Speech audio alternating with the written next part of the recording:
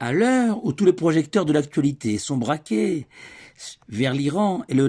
Liban, on oublierait presque que la guerre se poursuit en Ukraine depuis plus de 4 ans, avec son cortège de morts et de blessés. Et c'est pourtant d'Ukraine que provient le tout nouveau champion d'Europe d'échecs, Roman Detyanov, à peine âgé de 17 ans, qui vient de remporter ce titre en devançant plus de 500 joueurs, nettement plus aguerris que lui, lors de la compétition qui s'est déroulée à Katowice en Pologne. Et là où l'histoire prend une tournure remarquable, c'est que Roman Detyanov habite à Kharkiv, ville martyre, située à 30 km de la Russie, et qu'au début de la guerre, on a proposé à Roman d'être évacué de Kharkiv, mais que ce dernier, âgé alors de 13 ans, a refusé pour rester aux côtés de son père à Kharkiv jusqu'à aujourd'hui. Bel exemple de la mitzvah, la bonne action d'honorer ses parents. Cette mitzvah que l'on retrouve dans la paracha de Kedoshim, l'une des deux sidrotes que nous lirons ce Shabbat. Un homme se doit de craindre sa mère et son père, stipule la Torah. Et étonnamment, le texte sacré associe le devoir de craindre ses parents à l'obligation de respecter le Shabbat.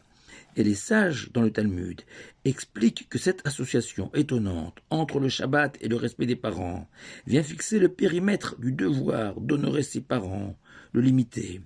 Dans le cas où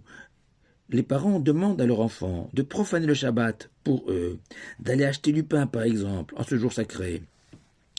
l'enfant se trouve alors devant un dilemme, un choix, le Shabbat ou ses parents. La Torah, à travers cette association, tranche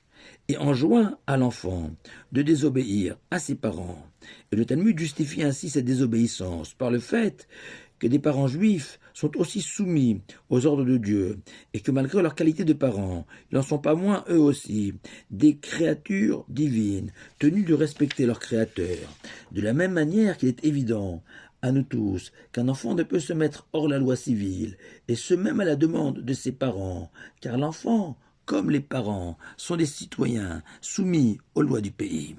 Tout ceci est relativement connu, mais me laisse un petit goût amer dans la bouche, car mettons-nous à la place de ces parents qui voient leur autorité bafouée, remise en question au nom de la Torah, comme si Dieu avait besoin d'asseoir son autorité et l'affirmer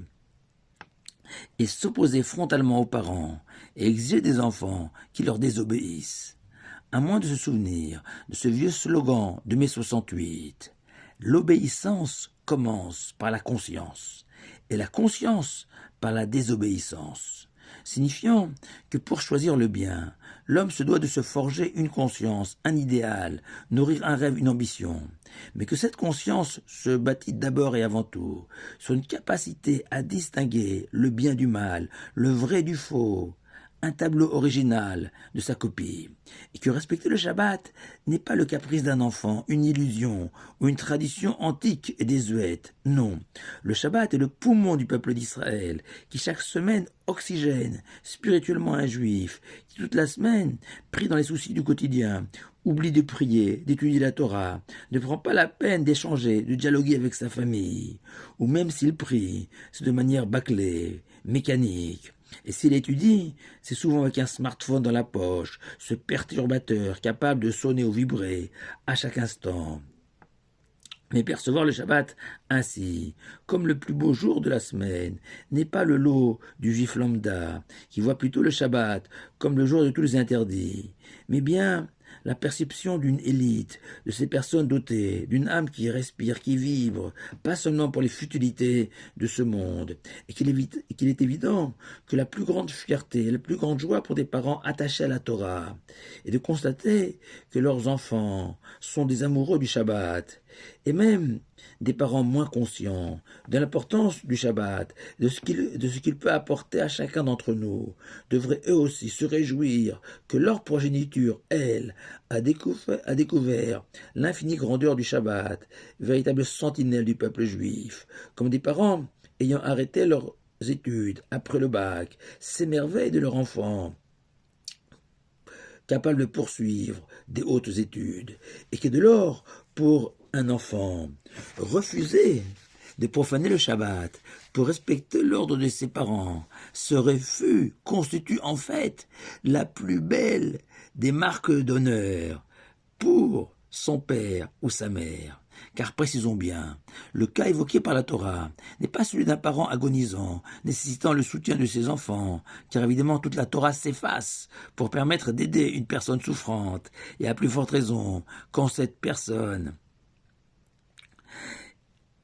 est l'un de ses deux parents. Non, il s'agit d'une demande de confort, acheter du pain, partir en vacances le samedi plutôt que le dimanche pour gagner un jour de congé aux dépens du Shabbat. Comme cette très belle histoire d'une fillette de 10 ans qui un vendredi soir a demandé à ses parents d'éteindre la télé allumée pendant le repas du Shabbat, car sa maîtresse venait de lui expliquer qu'en ce jour sacré, il est obligatoire d'éteindre tous les écrans.